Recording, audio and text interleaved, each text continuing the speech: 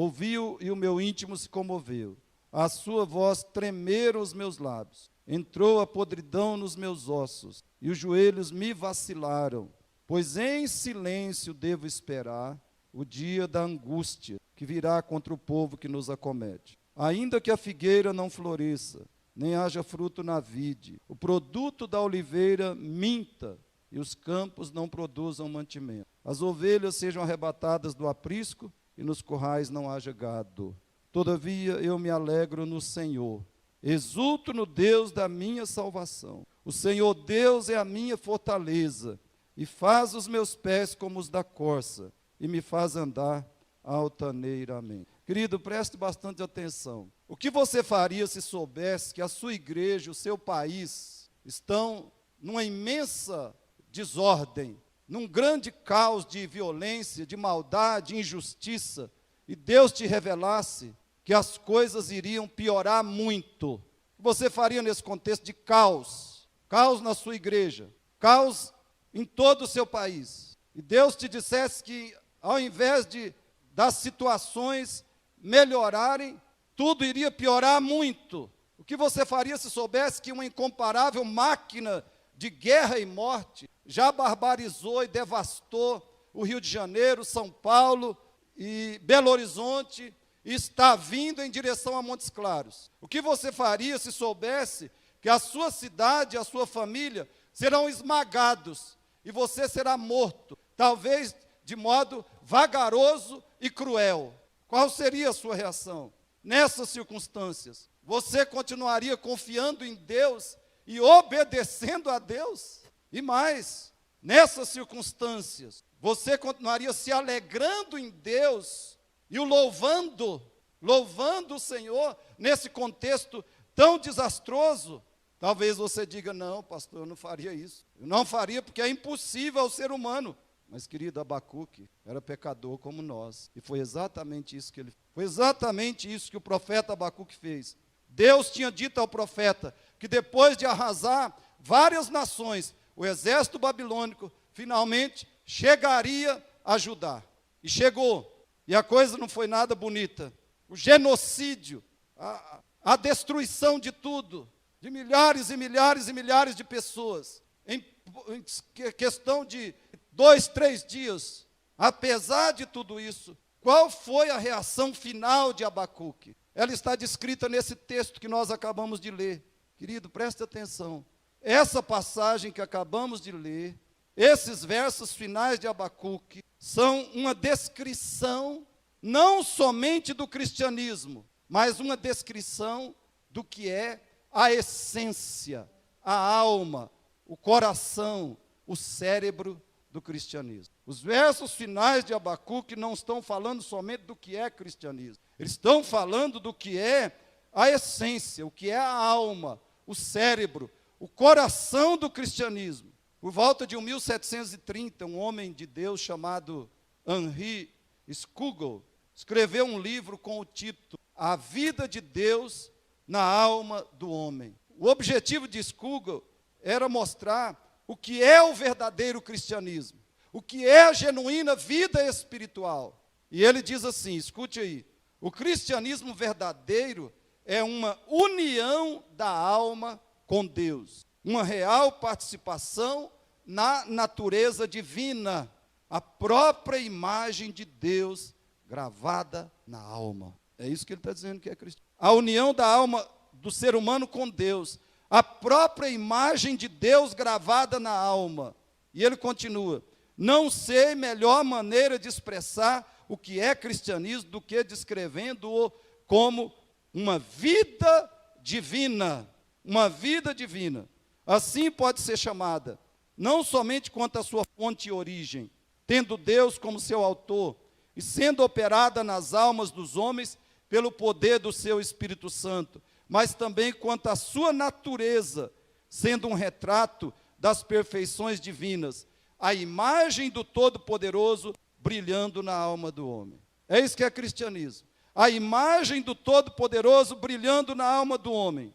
Sim, é uma real participação da sua natureza, participação na natureza divina, um fulgente raio da luz eterna, uma gota do infinito oceano de bondade, e dos que dela estão revestidos se pode dizer, Deus habita em suas almas, e Cristo formou-se dentro deles. Irmãos, os versos finais de Abacuque revelam o que acontece quando Deus cativa, conquista e verdadeiramente reina na alma de um ser humano. O que acontece? O que acontece quando Deus cativa, quando Deus de fato conquista e verdadeiramente reina na alma de um pecador? Em primeiro lugar, vamos falar juntos? Quando Deus reina na alma, ela descansa nas promessas divinas. Então, aqui já é algo que eu e você somos convidados a uma profunda autoavaliação. Porque, irmãos, muitas vezes a nossa rotina é inquietude.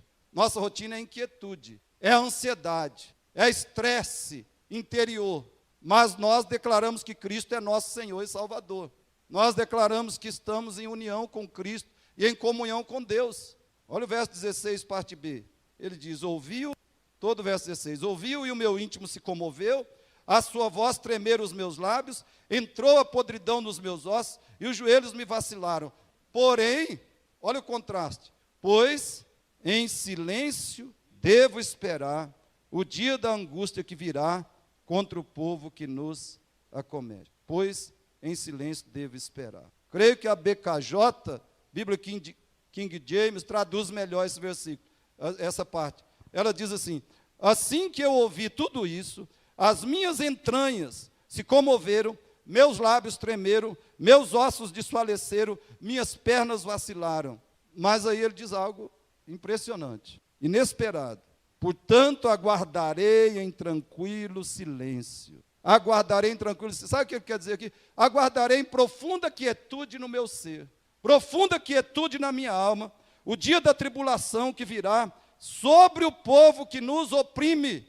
Quando Abacuque foi abalado, estremecido por Deus, é que ele decidiu e conseguiu descansar em Deus. Somente quando ele foi profundamente abalado e estremecido pela presença de Deus, é que ele decidiu e de fato conseguiu descansar em Deus. O tremor gerado por Deus no coração, no corpo e coração de Abacuque, foi a única coisa que o capacitou a ficar cheio de segurança, tranquilidade e paz de Deus. Quando Deus estremeceu terrivelmente a alma do profeta, ele, Deus, se tornou a calma, a paz, a segurança e o descanso dessa alma. Só quando Deus terrivelmente estremeceu a sua alma, sacudiu a sua alma, é que Deus se tornou o descanso, se tornou a paz, a segurança e a tranquilidade desse coração.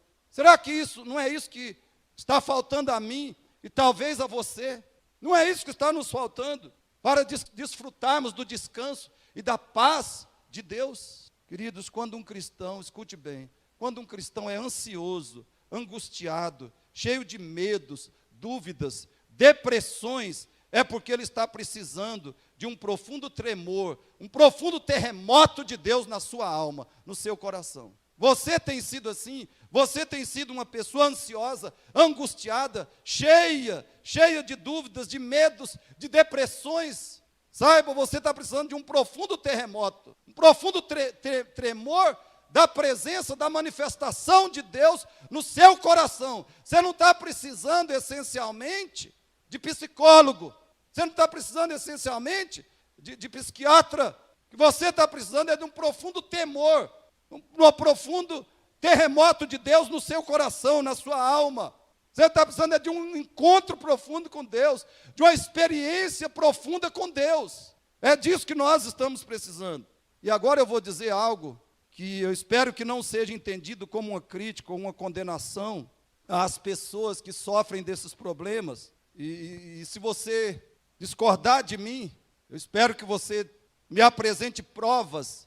E se você puder me apresentar provas em contrário ao que eu estou dizendo, eu vou admitir o meu equívoco. Mas o que eu quero declarar é o seguinte: depois de 30 anos estudando teologia, estudando psicologia e praticando psicologia pastoral, eu cheguei às seguintes conclusões. as compulsões e obsessões, conhecidos como toque, as ansiedades extremas, as síndromes de pânico e ataques de pânico, e a maioria das depressões tem provavelmente 3 causas espirituais. Até porque é uma ilusão esse negócio de distinguir psicológico, emocional e espiritual. É uma ilusão. Se tudo é na alma, se tudo é no espírito, se tudo é na personalidade, que negócio é esse de fazer uma distinção assim? Escute de novo. As compulsões e obsessões, as ansiedades extremas e talvez todas as ansiedades, a síndrome de pânico e ataques de pânico, a maioria das depressões tem provavelmente 3 causas espirituais. São elas: primeiro, uma desconfiança fundamental em Deus. Segundo, uma dependência fundamental de alguma coisa que não é Deus, é um ídolo, ou mais de um ídolo. E terceiro, uma carga pesada de culpa que asfixia o coração. Essas são as 3 causas fundamentais. Porém, essas causas são inconscientes. As pessoas que sofrem desses males geralmente não têm consciência, obviamente, dessas causas. E principalmente as pessoas sem Cristo como Senhor e Salvador. Pessoas que não conhecem as Escrituras. Mas muitos que conhecem e se insistem em não cogitar seriamente dessas possibilidades, cogitar seriamente dessas causas e trabalhar com elas. Isso que é triste, a meu ver. Basicamente, qual é a solução dessas causas e dessas consequências? Qual é a solução dessas causas e consequências? Eu vou apresentar só 3 soluções gerais. Primeiro, a recepção mais profunda da revelação de Deus em nossos corações. Abacuque, capítulos 1 e 2. Olha aí depois. O que é que transformou Abacuque? Capítulos 1 e 2 desse livro. E depois você leia e medite em 2 Timóteo 3, 16, 17. 2 Timóteo 3, 16, 17. Você entender um pouco melhor o que é que eu estou dizendo com receber uma mais profunda revelação de Deus. 2 Timóteo 3, 16, 17. Eu vou até citar. Toda a palavra de Deus, todas as Escrituras são inspiradas, sopradas, expiradas por Deus. E elas são úteis para o quê? Para o ensino, repreensão, correção, educação na justiça. Irmãos, esse texto está dizendo que, e ainda, para citar outra passagem, Salmo 19 diz que a lei do Senhor é que restaura a alma. A lei do Senhor é que restaura a alma. Então, o que a pessoa está precisando, muito provavelmente, é de uma revelação mais profunda de Deus no seu coração, na sua alma, no seu espírito. E a segunda solução, o tremor, uma experiência poderosa, o tremor de Deus na alma. Abacuque 3,16, parte A. Essa é a segunda solução. O tremor, uma experiência poderosa de Deus na alma. E a terceira, um coração possuído, um coração intensamente possuído pela presença e pelas promessas de Deus. Abacuque 3,16b. Olha o 16b, o que diz? Aguardarei em tranquilo silêncio o dia da tribulação que virá sobre o povo que nos acomete. Aguardarei em tranquilo silêncio o dia da tribulação que virá sobre o povo que nos oprime. Olha bem, a certeza da destruição da Babilônia foi o outro fator que fez o profeta descansar.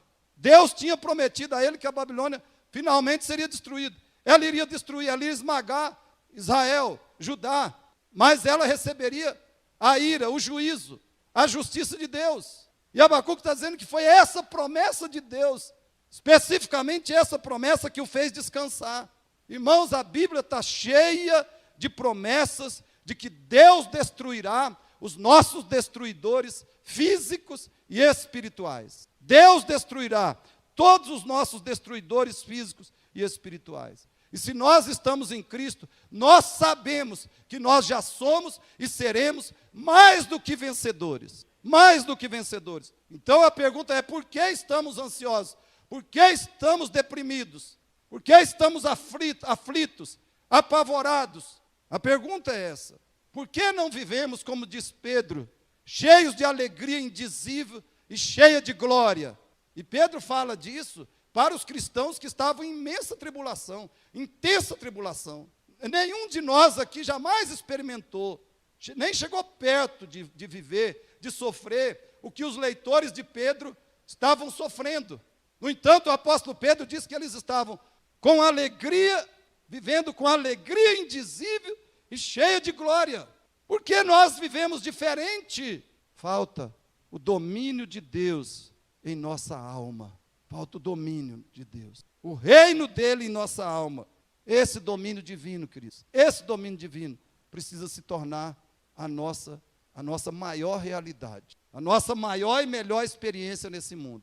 Isso é o que nós mais precisamos. Esse domínio divino precisa se tornar a nossa realidade, mais do que qualquer outra realidade.